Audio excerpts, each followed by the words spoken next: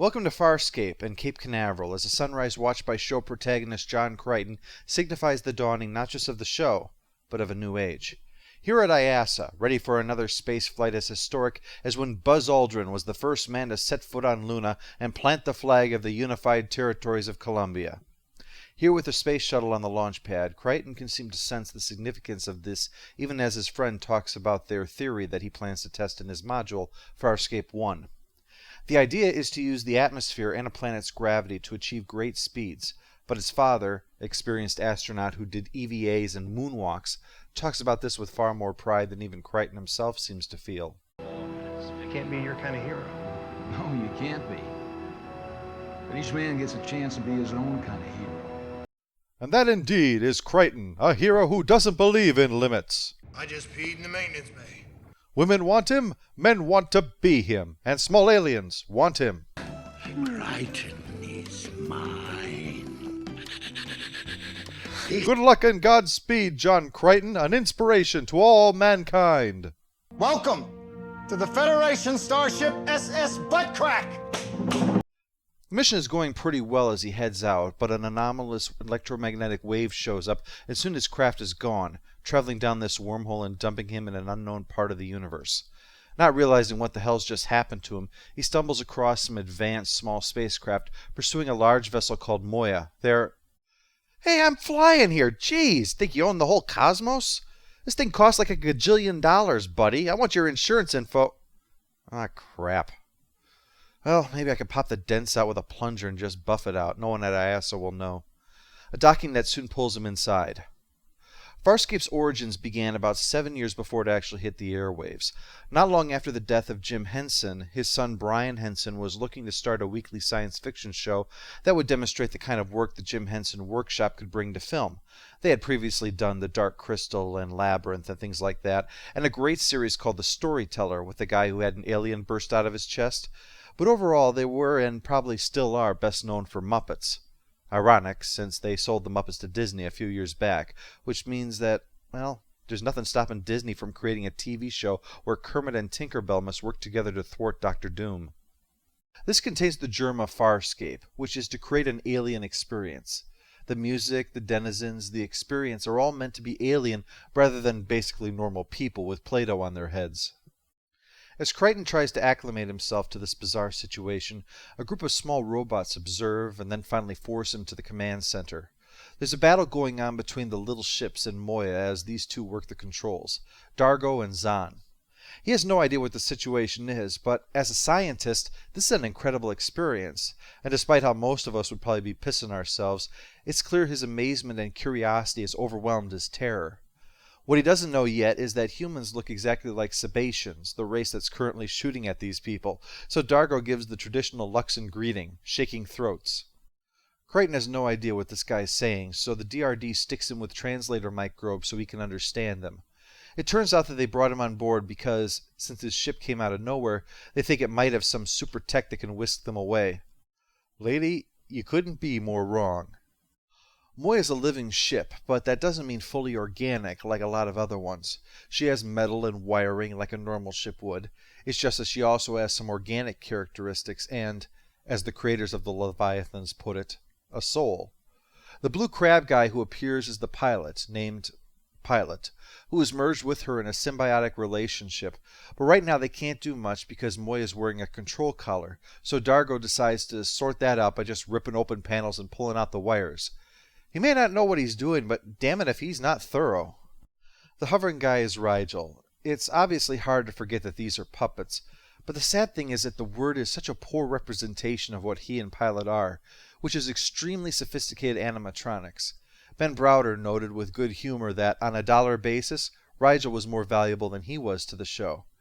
He caught hell for getting a little too physical with the puppet at one point, but that's one of the great advantages of them over CGI. It's actually there to interact with, rather than acting against thin air and attempting to physically manipulate something that only exists on someone's hard drive. As Crichton listens in, he realizes these people are escaping criminals, but under the circumstances there's little he can do about it but hold on tight. Luckily, Dargo's plan works and the docking collar comes loose, so Dargo orders a starburst, kind of a hyperspace jump, to escape. Time to celebrate, huh, Crichton?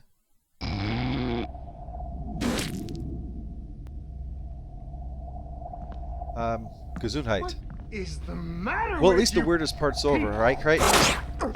Okay, well, now the weirdest part's over. The Sebastians they escaped from are part of a group known as peacekeepers, and with a name like that, it's obvious why they'd be shooting at Moya. The ranking officer, Captain Crace, is peeved at their escape, but is horrified at the sight of the ship, a prowler, that collided with Crichton and crashed. The pilot was his brother. So let's see, in less than 10 minutes you've been captured, spat on, strangled and tongue-lashed by Zoidberg's badass cousin, and now you have an arch-enemy. Wonder what the rest of the day will bring, huh, Crichton? If you're lucky, maybe just an anal probe. This damn Leviathan has no idea where we are. Wonder if these things have anything to do with it. Nah.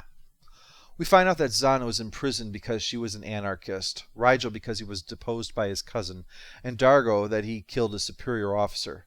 Oh, that's a real surprise. He looks like such a calm and peaceful kind of guy. Oh, please, let it all be a dream. A very bad, very twisted dream. Yeah, like those ones where you're naked. Those are... Face it, Crichton, life just hates you. He begs Rigel to let him out, but... We can no more trust you than we can trust that. One of the prowlers was caught with Moya when she starburst, and they imprisoned the pilot to be safe. And better watch it, Crichton. The way your luck's going, it's probably got a spider for a head and shrieks bagpipe music before it sucks out your juices. Holy crap, you're locked in a cell with Claudia Black. See, Crichton, it's the cosmos maintaining balance. And they were even good enough to already take your clothes off. Things are finally looking up for... Okay, guess I'm off the mark. Unless that poses a more awkward way of approaching sex. I don't know anything really, except that Rigel likes to watch. After she's done sitting on his face, everyone collects their stuff while Crichton pleads to be released. But while they know he's not Sebastian, they keep him locked up since they don't know where his loyalties lie. Poor Crichton. It's like grabbing somebody who grew up isolated in the rainforest and suddenly demanding to know if they're siding with the Chinese Communist forces or the Chinese National Forces during the revolution. They have no idea what the hell you're talking about. Still, you've got to give Crichton credit. Even as they haul him around in bonds, he's fascinated by everything and recognizes the historic nature of this meeting, asking questions and looking at things on the way, not really comprehending he's talking to 3 escaped convicts. Mind you, they're 3 sharp convicts. Dargo's a skilled warrior, Zahn a priest with some biochemical knowledge, and Rigel's a former ruler, so you know he excels in anything sneaky, underhanded, deceitful, and amoral. He, of course, was the one who orchestrated the escape. He also freshens up the scene. Receiving process, I do not know. Rigel?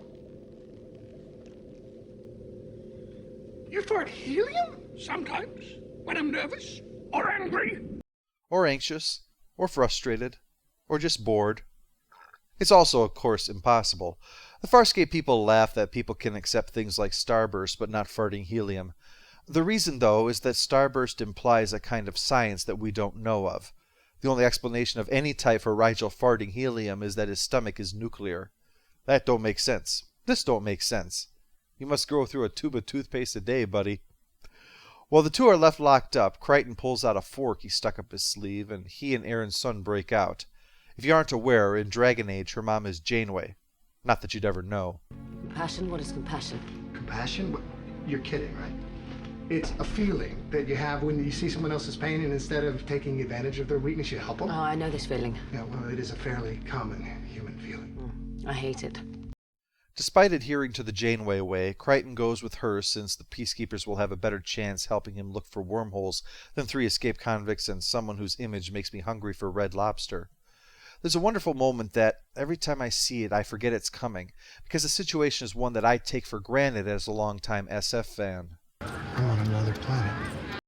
It's a nice touch that he would realize just how significant this is. Even though he's in a street where people are selling stuff, it's still a first. His father had walked on the moon, but Crichton has surpassed him by being the first man to walk on a world outside our solar system. Yuri Gagarin, Neil Armstrong, and John Crichton. Come on. I've relayed our rendezvous point. We can get off this waste hole of a planet. Yep, one small step for me, one giant bitch for company. Aaron has already called in reinforcements, who arrive just as Dargo works to retake them as insurance. Cray shows up as well, and it's clear that his interest in Crichton is personal, calling the module the White Death Pod. Sounds like a used car I used to have. Crace is so blinded by his need for vengeance that when Aaron asserts that Crichton is too craven and stupid to kill anyone except by accident, "Hey buddy, you left an impression. Way to go, bro." Crace accuses her of being contaminated by alien influences, which is punishable by death. But Crichton quickly distracts his guards and takes a weapon off him. Ha! Who's the stupid one now? Don't move, or I'll fill you full of little yellow bolts of light. Crichton unlocks Dargo because he has a way off this planet, and he unlocks Aaron because, well, it's Claudia Black, for God's sakes. The woman's a hottie with a voice that can cause a man's fly to open by itself. Aaron's resistant to the idea, but Crichton defines her character arc with 4 words. Is my duty, my breeding. Since birth, it's what I am. You can be more. They return to the ship where they're pursued by the Red Baron. They can't outrun it, they can't starburst, and Leviathans are ships of peace, meaning no weapons or other defenses. So Crichton starts scribbling calculations on the floor to try out his theory using Moya, but it'll require the kind of piloting only an ace prowler pilot could achieve.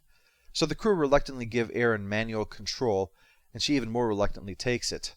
His plan works, they fly off so fast Crace loses them, but his quest for vengeance will not be so easily satisfied. Even though they're headed into the uncharted territories, he'll get permission to pursue and hunt Crichton down. As the various aliens interact with Crichton as he settles in, he finally really has a moment to contemplate the mess he's in now, so he dictates a message for his father as a little way of staying sane. And with everything going on, he's going to need every bit he can get. As the setup for the series, Premiere is a must-see episode. It covers a lot of ground quickly, but that's by design. Like Crichton, it all comes too fast to fully process, keeping you off balance until nearly the end, so you can sympathize with his sensation of being overwhelmed by his predicament. Crichton, our human viewpoint character, is in both a wonderful opportunity and a complete nightmare, so that forefront on his mind will be returning home, but to do so will require understanding wormholes so that he can either find or make one. That will be his driving force. Everyone else has their own motives and secrets. For instance, one thing I've told you in this review is a lie. We're going to skip ahead a little for our next Farscape chapter to see if Crichton can again think his way out of their problem.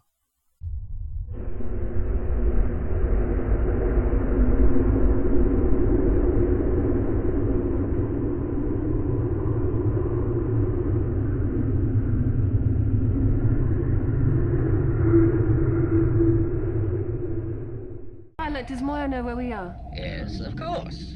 We're someplace else. I'll get back to you on the specifics.